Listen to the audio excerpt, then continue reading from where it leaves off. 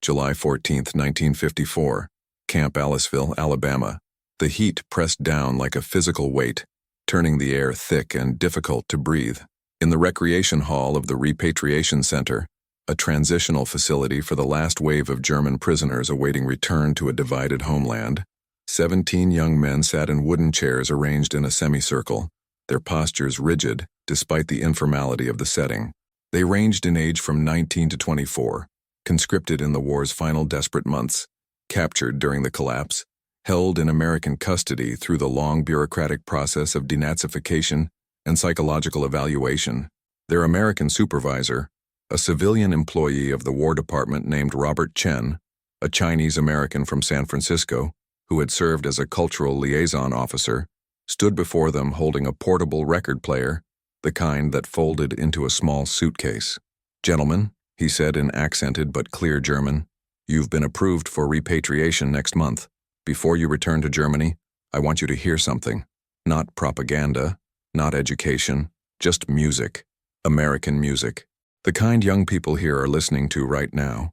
He placed a black vinyl disc on the turntable, lowered the needle, and everything those young men understood about music, culture, and control began to disintegrate. The musical education of Hitler Youth had been comprehensive and deliberate. From their earliest years in the Jungvolk, these young men had absorbed the approved canon, Wagner's mythological grandeur, Beethoven's symphonic power, folk songs celebrating German heritage and martial virtue, marching songs with rigid rhythms designed to synchronize bodies and minds. Music served a function. It built unity, reinforced ideology, elevated the spirit toward collective purpose. The Reich Music Chamber had controlled every aspect of musical life, banning jazz as Negro degeneracy, suppressing atonal composition as cultural Bolshevism, purging Jewish composers from concert halls and radio broadcasts. Beauty, they had been taught, required order. Music without structure descended into chaos, into the primitive rhythms of inferior races, into individualistic expression that weakened social cohesion.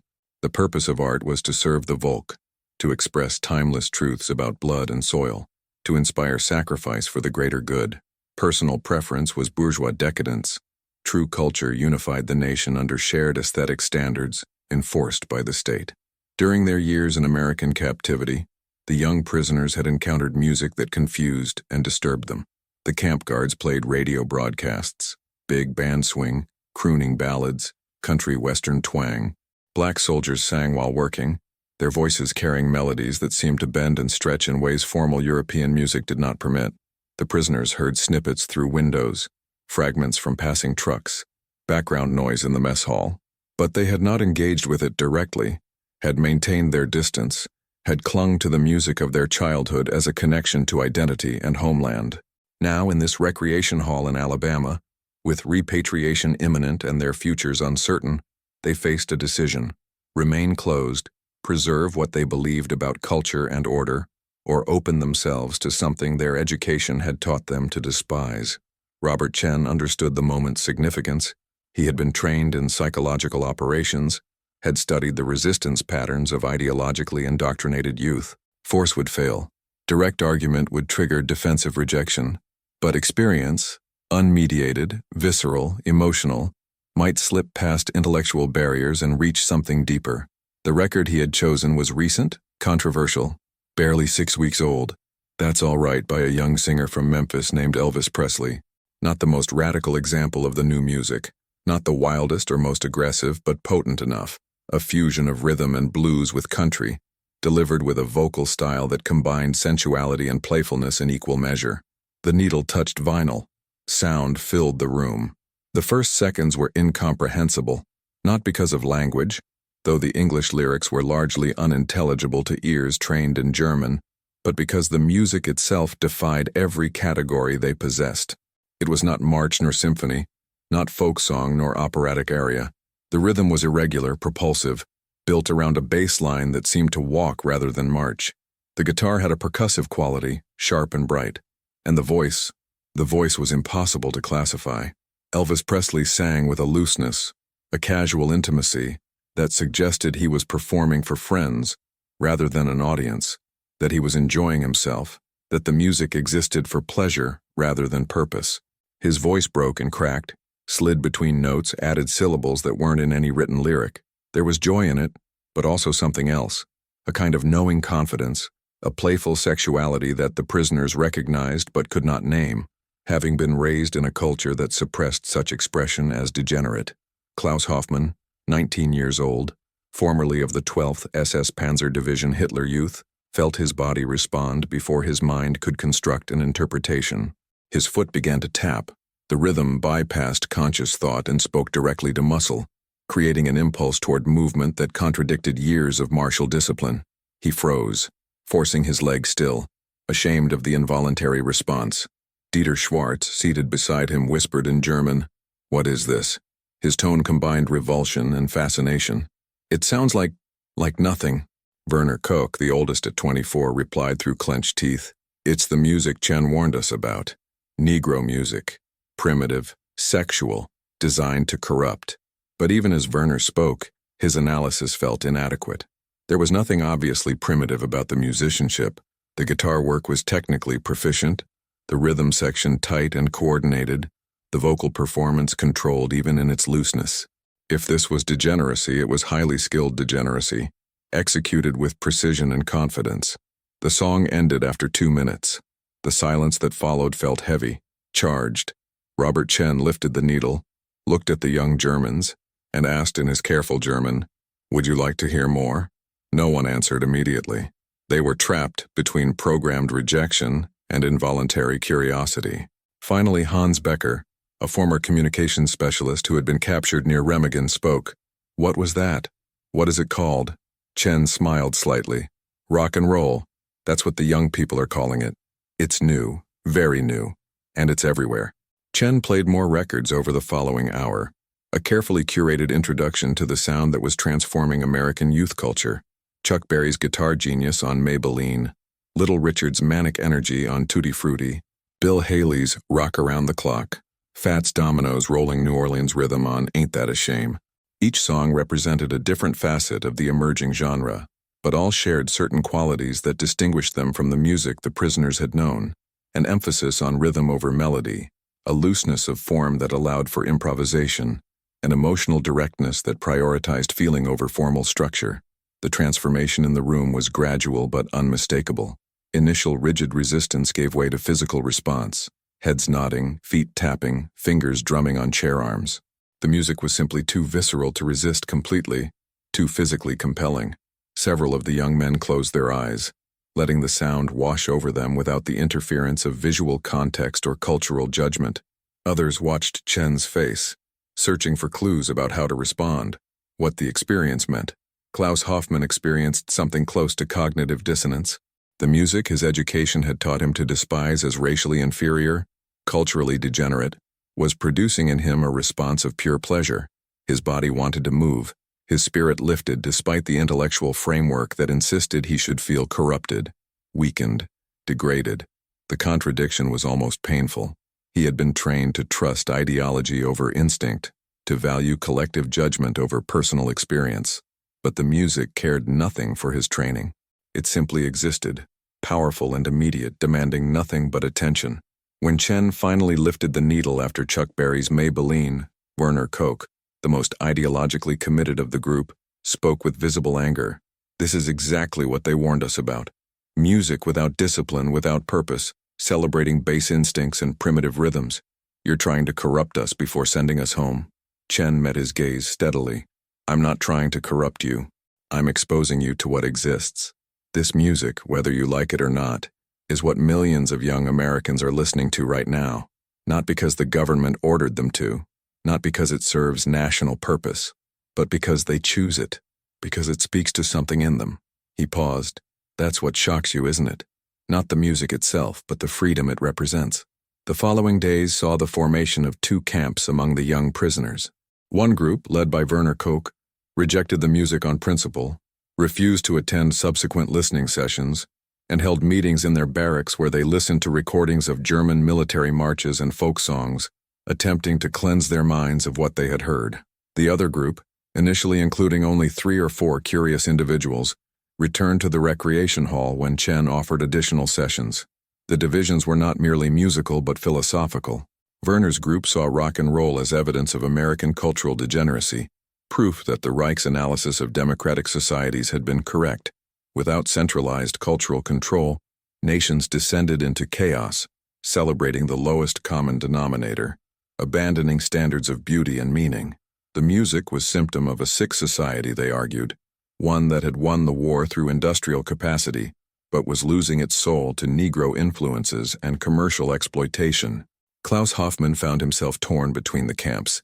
Intellectually, he agreed with Werner. The music did represent a breakdown of traditional standards, did celebrate impulses that German education had taught him to suppress.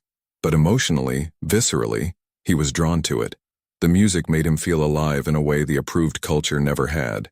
It suggested possibilities beyond duty and sacrifice, beyond collective purpose and national mission. It was music that said, "You are young, you are alive, you can move your body and feel joy without permission." Robert Chen, observing the division, made no attempt to force participation. He simply continued the sessions, playing broader selections, blues records by Muddy Waters and B.B. King, early rock and roll, rhythm and blues, even some jazz recordings by Duke Ellington and Count Basie. He added context through brief lectures, explaining the African-American musical tradition, the fusion of blues and country that created rock and roll, the commercial success that made white performers like Elvis wealthy, while black originators remained marginalized. "Your education taught you this music was inferior," Chen said during one session. "But listen to the technical skill. Listen to the emotional complexity. This isn't primitive. It's sophisticated in ways your approved music never was. It speaks truth about human experience, joy, pain, desire, rebellion, without filtering it through ideology or national mythology. That's what makes it powerful. That's what makes it dangerous to authoritarian systems."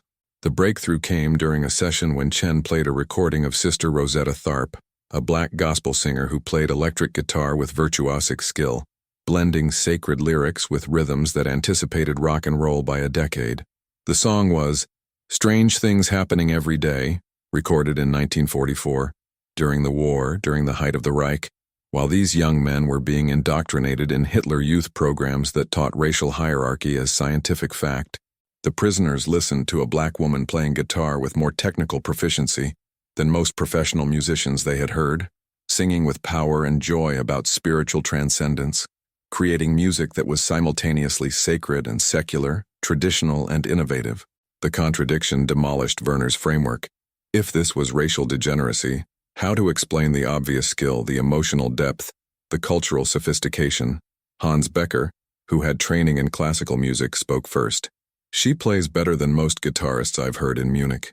The technique is extraordinary." Another prisoner, Friedrich Lange, added quietly, "And the joy. You can hear it. She's not performing out of duty or for propaganda. She's celebrating." The word hung in the air, foreign and powerful. Celebrating. Music as celebration rather than service, as expression rather than instruction, as personal joy rather than collective purpose. Chen seized the moment. "Your education taught you that racial hierarchy determined cultural capacity, but you're hearing evidence that contradicts that teaching. Not theory, not argument, direct sensory evidence. Black Americans created the most vital, innovative, globally influential music of the 20th century, not because of racial characteristics, but because their specific historical experience, slavery, oppression, migration, the fusion of African and European traditions, produced unique cultural expressions. Culture isn't biological, it's historical, contextual, creative." Klaus Hoffmann felt something crack inside him, similar to what he had experienced during denazification sessions when confronted with evidence of the Holocaust. He had built his identity on racial theories that provided simple answers, clear hierarchies, a sense of superiority that compensated for the powerlessness of youth. Now, listening to Sister Rosetta Tharpe's guitar, he faced the possibility that everything he had been taught about race and culture was simply wrong, not ideologically wrong, not morally wrong, but factually, demonstrably, empirically wrong. The music proved it. His ears proved it. His body's response proved it. The personal crisis this recognition triggered was profound. For young men raised in totalitarian society, identity had been collective. They were Germans, Aryans, members of the Hitler Youth, soldiers of the Reich. Individual preferences, personal tastes, private judgments were discouraged as selfish and divisive. Now, confronted with music that demanded personal response, that could not be experienced collectively, that spoke to individual emotional and physical reaction, they faced an unfamiliar question. What did they, as individuals, actually enjoy? Klaus began attending every listening session, hungry for more exposure. Chen, recognizing genuine curiosity, provided broader context, playing records that showed the evolution of American popular music from blues and jazz through swing and into rock and roll, explaining the social forces that shaped each style, the racial dynamics that made some music acceptable and other music controversial. He played recordings from the American South, where Klaus would soon return to Germany, music that reflected poverty, struggle, resilience, joy despite oppression. The young German found himself drawn particularly to the blues, the raw emotional honesty, the way singers like Howlin' Wolf and John Lee Hooker expressed pain and desire without euphemism or ideological framing. This was music that acknowledged darkness without demanding transcendence, that accepted human weakness without requiring perfection. It was the opposite of Nazi aesthetics, which had always pointed upward, toward the heroic, the mythological, the superhuman. Blues pointed inward, toward the messy reality of individual experience. But the crisis was not merely aesthetic. Accepting that black musicians could create profound, technically sophisticated, emotionally complex music required accepting that racial theory was false. And if racial theory was false, then what else had been lies? The hierarchy that justified the SS, the destiny that explained the war, the purity that demanded genocide. The whole ideological structure began to collapse, undermined by something as simple as a guitar riff and a human voice expressing joy. Werner Koch recognized the threat this music posed to ideological coherence. He confronted Klaus in the barracks one evening. "You're being corrupted. Can't you see? They're using music to make you doubt everything you believed, everything you fought for." Klaus met his eyes steadily. "I believed lies, Werner. The music didn't make me doubt. It made me hear truth. If black people are inferior, how did they create this? Answer me that."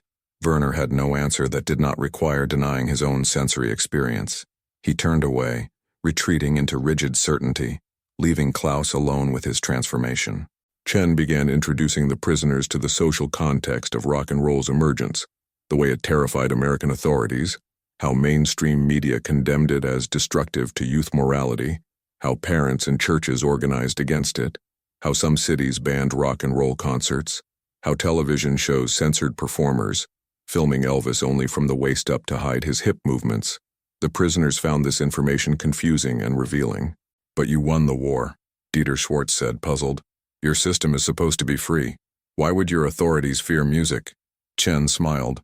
"Freedom doesn't mean the powerful don't try to control culture. It means they can't do it effectively. They can condemn, criticize, restrict access, but they can't ban it entirely, can't punish people for listening, can't send musicians to camps. So the music spreads anyway, through records and radio, through young people sharing it despite their parents' disapproval." This was a new concept: resistance without revolution, cultural change without state permission, the slow transformation of society through individual choices aggregated across millions of people. In the Reich, cultural change came from above, through official directives and propaganda campaigns. Here it came from below, from young people choosing records, from musicians creating new sounds, from commercial forces responding to demand rather than ideology. Hans Becker articulated what many were thinking. So rock and roll exists because people want it, not because the government approved it. And it succeeds because it speaks to something real, not because propaganda told them to like it. Chen nodded. Exactly. And that's why authoritarian systems fear it. Because music people choose is more powerful than music they're ordered to appreciate. It creates loyalty based on genuine feeling, rather than coerced obedience. The prisoners began to understand rock and roll not just as music but as a phenomenon, evidence of how free societies function, how culture emerges organically rather than through state direction, how individual preferences shape collective reality. Some found this exciting, liberating, full of possibility. Others found it chaotic, threatening, a recipe for social dissolution. But none could deny that it worked. The music existed, spread, thrived, created wealth and influence, all without requiring a Ministry of Culture to direct its development. Klaus Hoffmann realized he was witnessing something his education had insisted was impossible: spontaneous order, beauty without central planning, culture emerging from the free interaction of individuals pursuing their own visions and pleasures. The music was proof that freedom worked, not just politically or economically, but culturally and artistically.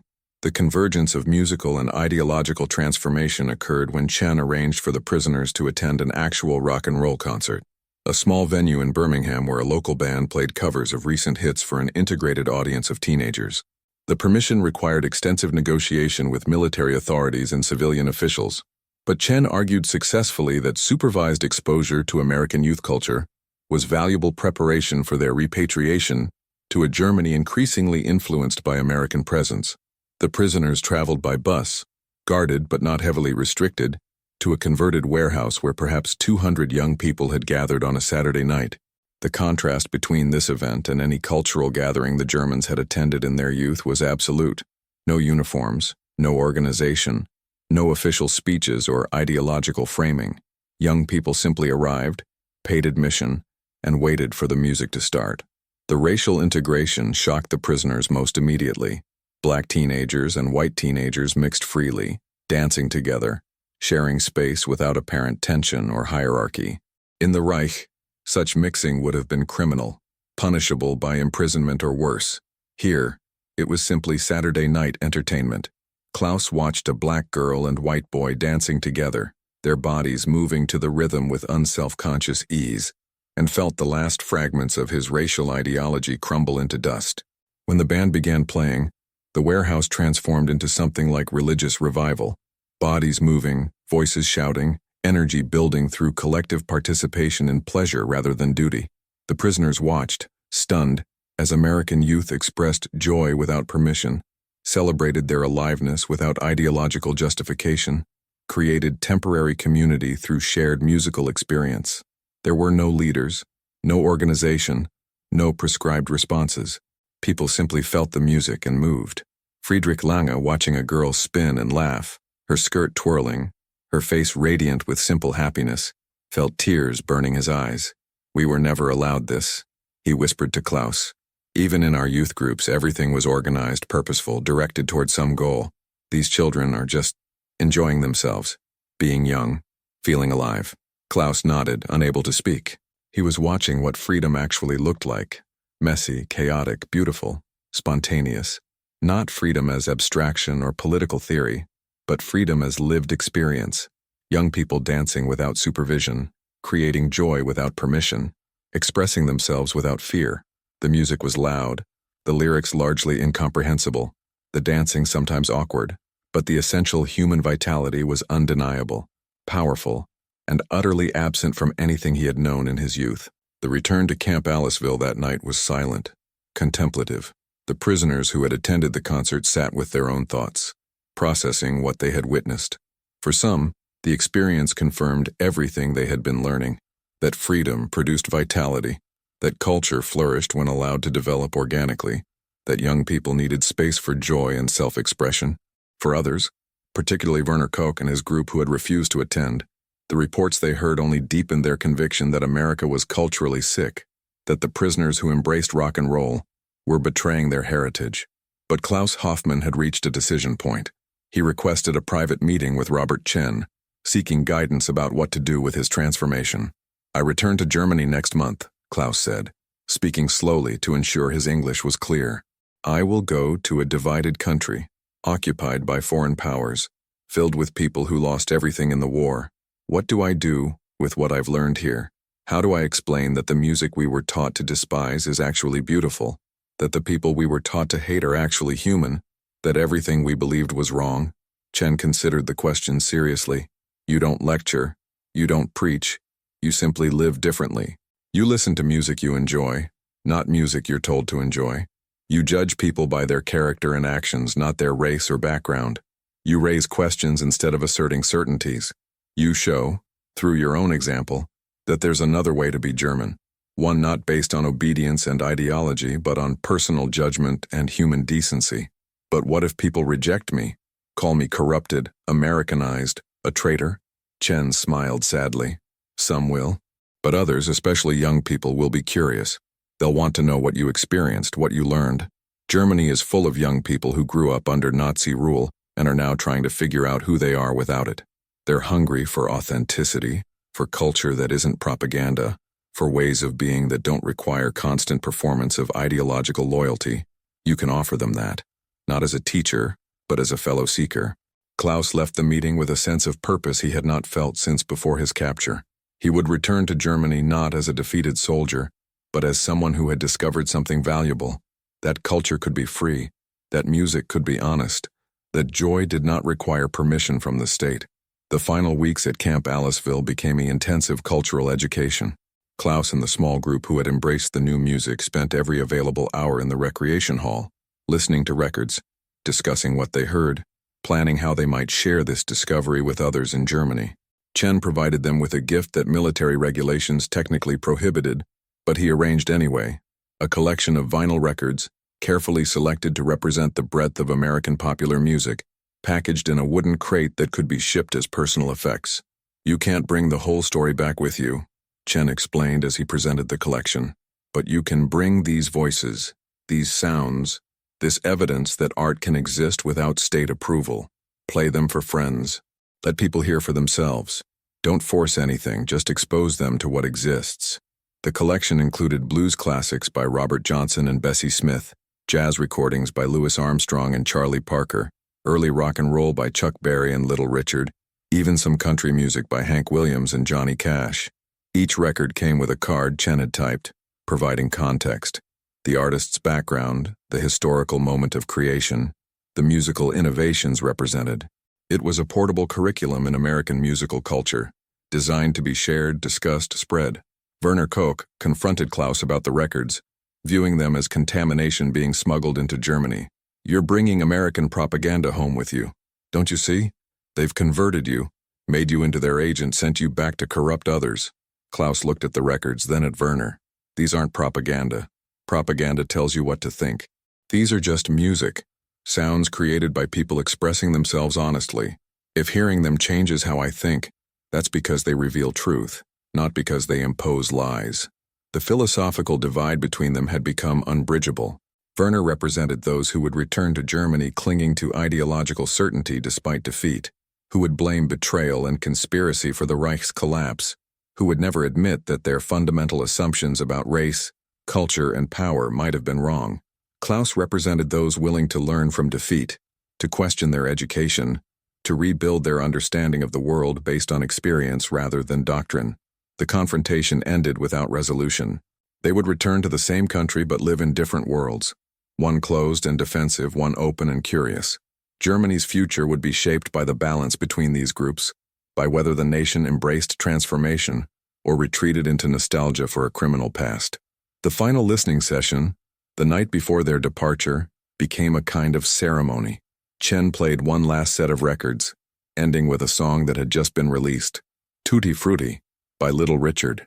The manic energy of Richard's performance, the raw vocal power, the pounding piano, the sheer exuberant joy, captured everything Klaus had come to love about rock and roll.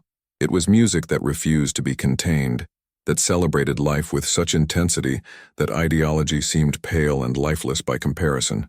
Klaus stood and began to dance, awkwardly at first, self-consciously, then with increasing abandon.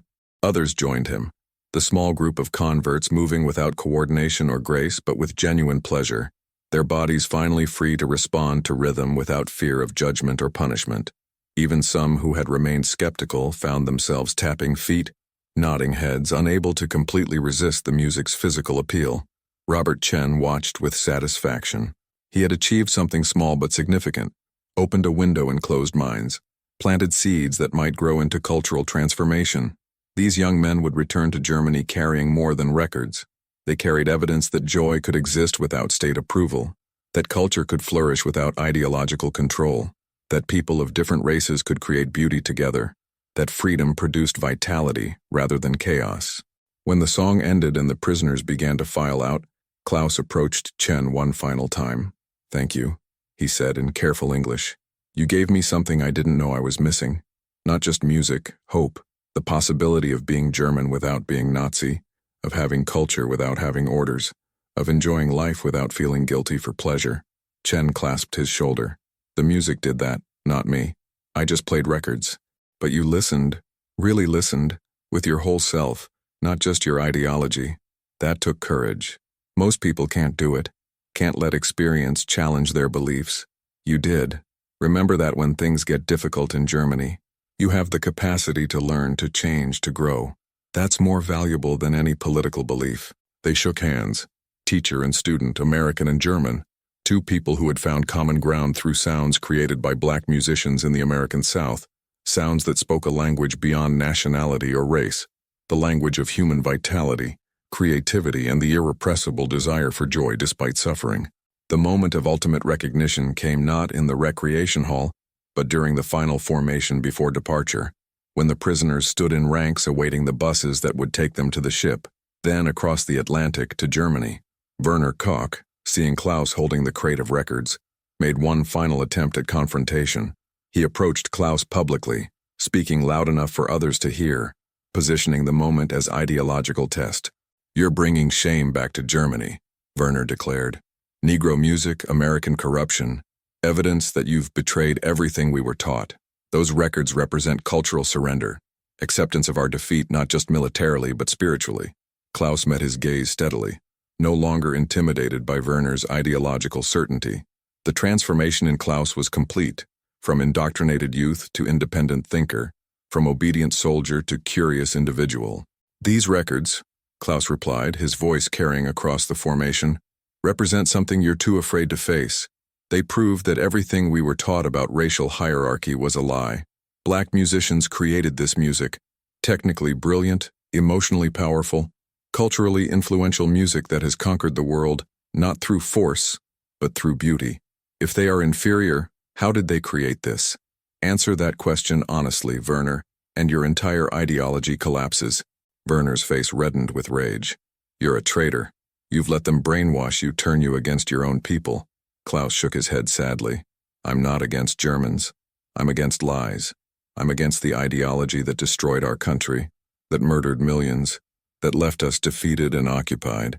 These records," he lifted the crate slightly, "represent truth. Musical truth, human truth. The truth that beauty can come from anywhere, that culture isn't bounded by race, that joy doesn't require state permission. If recognizing truth is treason, then yes, I'm a traitor to lies." The formation fell silent. Other prisoners watched the confrontation, some nodding in agreement with Werner, others with Klaus, many uncertain, torn between old certainties and new possibilities. The American guards observed without interference, recognizing that this was a German argument, a generational struggle about how to move forward from catastrophic defeat. Robert Chen, watching from the sidelines, understood that this moment would replay thousands of times across Germany in coming years. The confrontation between those who clung to Nazi ideology and those willing to embrace transformation, between fear of change and hope for renewal, between the comfort of familiar lies and the difficulty of hard truths. They returned to a Germany divided not just by occupation zones, but by competing visions of the future. Klaus Hoffmann arrived in Hamburg with his crate of records and his transformed understanding, settling in a city slowly rebuilding from rubble, where young people gathered in basement clubs to hear American music, smuggled through port connections and military radio. He found work as a translator, but his real influence came through the informal gatherings where he played his records, shared his story, spoke about what he had learned in America. The reaction split along generational lines. Older Germans, particularly those who remained ideologically committed to the Nazi past, condemned rock and roll as American cultural imperialism, as proof that the occupiers sought to destroy German identity. But younger Germans, especially those who had been children during the war, who had no personal investment in Nazi ideology but carried trauma from defeat and devastation, embraced the music as liberation. It offered an identity beyond guilt and victimhood, a way to be young and alive and hopeful despite the ruins surrounding them. Klaus never became famous, never led a movement, never wrote manifestos or gave speeches. He simply lived differently, made his records available, answered questions honestly about his transformation. When people asked how he could listen to Negro music after being educated in racial theory, he replied simply, "I listened." Really listened. And I heard genius. Everything else followed from that. The answer was too simple to argue with, too experiential to refute through ideology. By the early 1960s, rock and roll had conquered Germany as it had conquered much of the world. German youth formed bands, created their own interpretations of American styles, eventually developed distinct voices that reflected their specific history and culture. The music became a bridge between Germany and the West, a shared language that transcended the politics of occupation and Reconstruction. It represented something the Marshall Plan and denazification programs could never fully achieve, a voluntary embrace of cultural values based not on imposed ideology but on genuine attraction. Werner Koch, who had rejected transformation, spent his life bitter and isolated, convinced that Germany had lost not just a war but its soul, that American culture had corrupted his generation. He died believing he had remained faithful, while others had betrayed their heritage. Klaus, who had embraced change, lived to see his grandchildren grow up in a democratic, prosperous, peaceful Germany, where rock and roll was simply music, where racial theories were taught as historical horror, where freedom was unremarkable. The difference between their lives illustrated a truth about cultural transformation.